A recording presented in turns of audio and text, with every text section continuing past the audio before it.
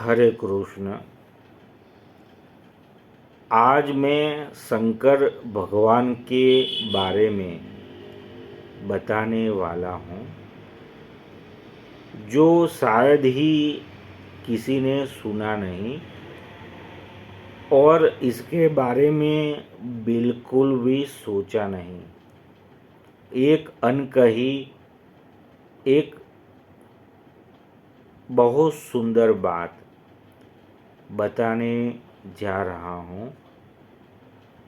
ज़्यादातर शंकर भगवान भोले बाबा के मंदिर में जो कोई भी भक्तगण जाता है, वो भक्तगण मंदिर में जाके क्या बोलता है?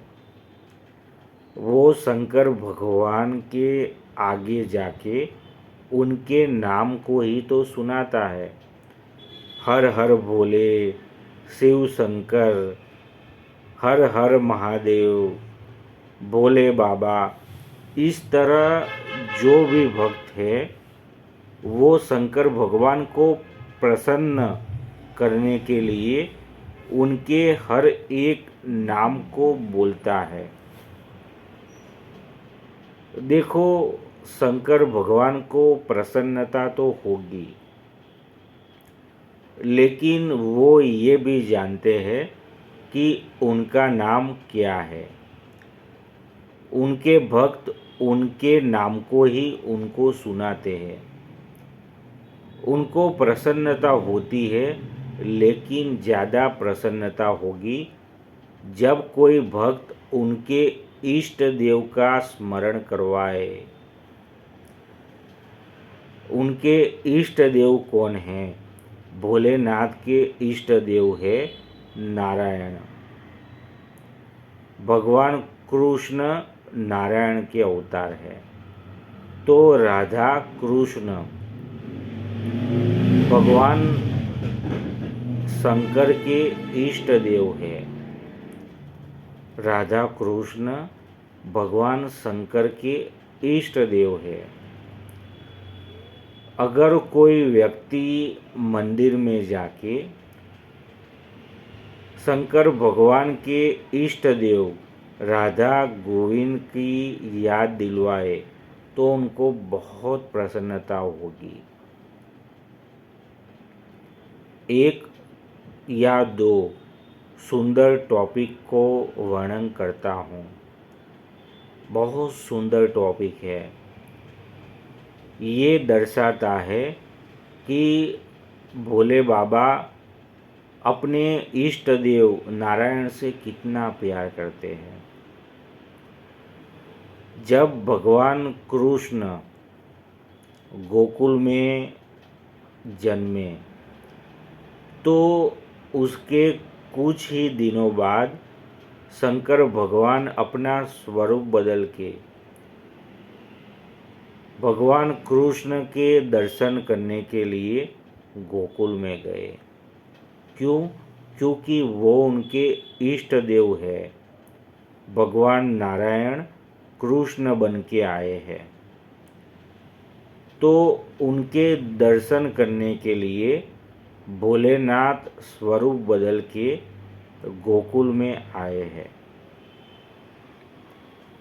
यशोदा मैया बहुत मना करती है, शंकर भगवान को अपने इष्ट देव से मिलने नहीं देती।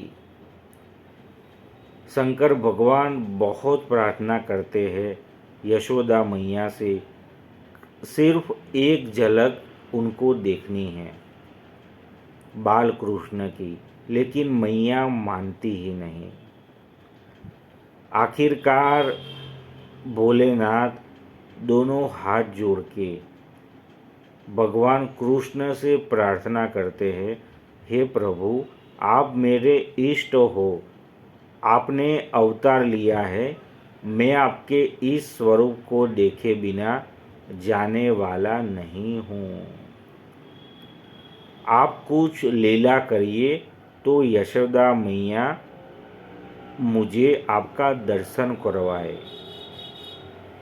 तो आखिरकार भगवान कृष्ण लीला करते हैं और तब जाके यशोदा मैया भगवान के दर्शन करवाती है भोलेनाथ को। तो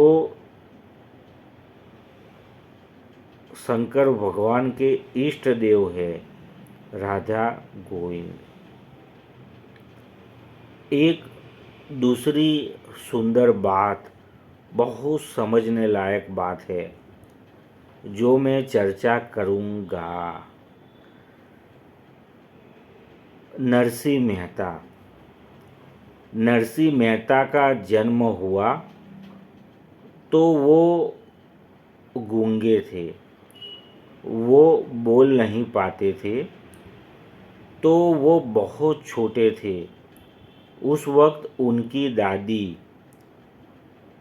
अपने घर के पास में एक शंकर भगवान का मंदिर था, उस मंदिर में दर्शन करवाने ले गई नरसिंह मेहता को, जो कि बहुत छोटा था। उस शंकर भगवान के मंदिर में जाके उसके पुजारी से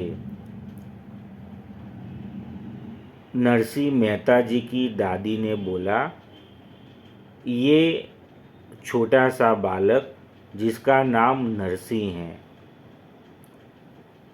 ये बचपन से पैदा हुआ तब से गूंगा है, आप कुछ आशीर्वाद प्रदान करो। तो उस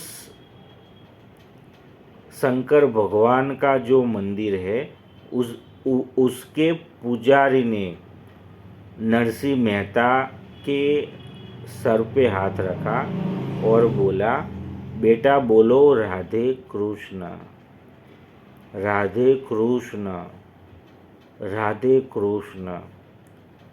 तो नरसिंह मेहता जब छोटे थे वो भी बोलने लगे राधे कृष्ण, राधे कृष्ण।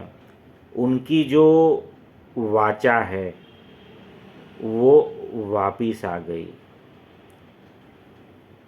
अब सोचने वाली बात है, मंदिर किसका था? शंकर भगवान का। उसके पुजारी कौन थे? शंकर भगवान के उपासक। उन्होंने नरसिंह मेहता के सिर पे हाथ रख के किसका नाम बोला?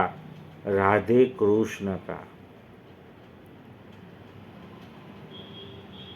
मंदिर शंकर भगवान का था तो वो हर हर महादेव भी बुलवा सकते थे, लेकिन उन्होंने राधा कृष्ण बुलवाया। राधा कृष्ण भगवान शंकर के इष्ट देव है, आराध्य देव है। वो अपने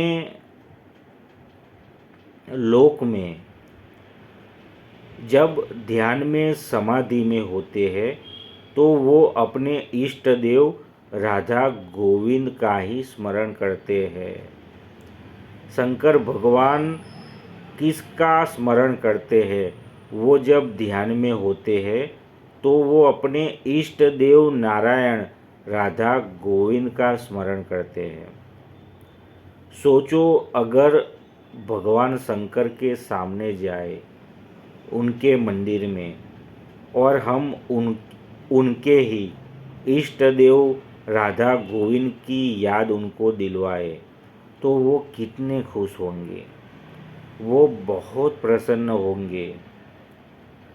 तो जब भी हम शंकर भगवान के मंदिर में भी जाए तो उनके सामने राधा गोविंद का नाम जप करें या उनका मंत्र जाप करें, वो बहुत खुश होंगे। आप भरोसा करो, मंदिर में 100 भक्त होंगे, लेकिन अगर आप राधा गोविंद का नाम उनको सुनाते होंगे तो 100 भक्तों के सामने वो सिर्फ आपको देखेंगे। भोले बाबा सिर्फ आपको देखेंगे, मैं ये प्रॉमिस करता हूँ। हरे कृष्ण।